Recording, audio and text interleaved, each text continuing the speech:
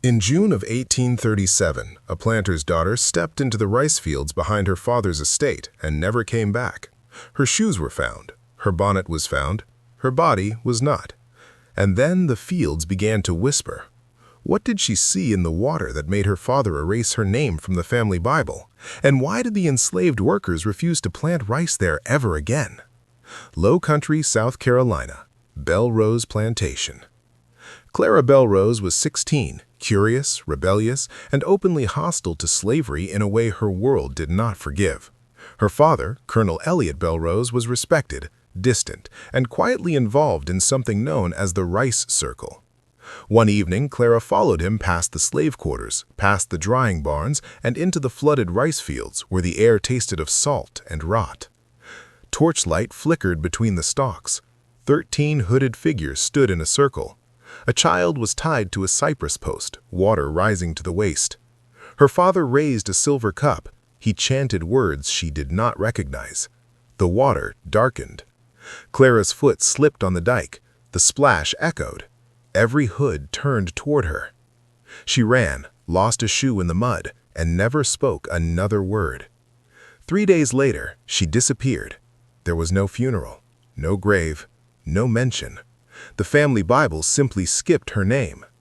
An enslaved girl named Dove, mute since birth, later drew what she had seen.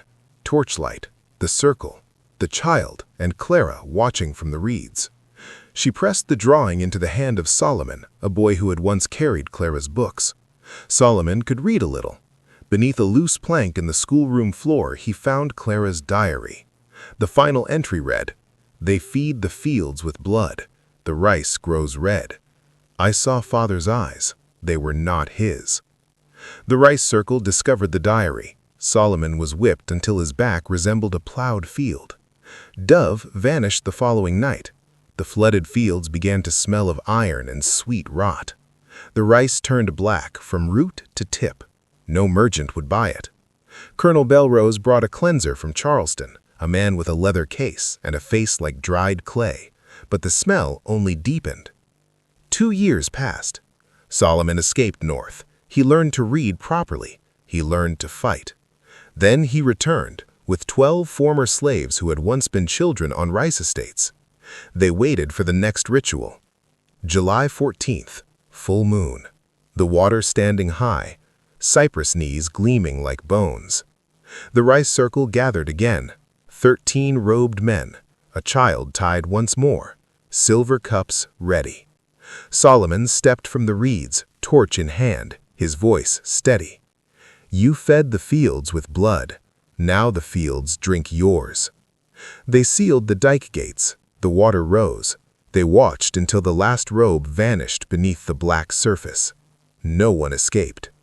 The next morning, the field was silent. No birds, no insects, no growth. Only the faint smell of iron drifting above the stalks. In 1845, a new buyer drained the tract. 13 skeletons lay face up beneath the mud, mouths open, rice roots threaded through their ribs like pale needles. Locals renamed it the Whispering Field.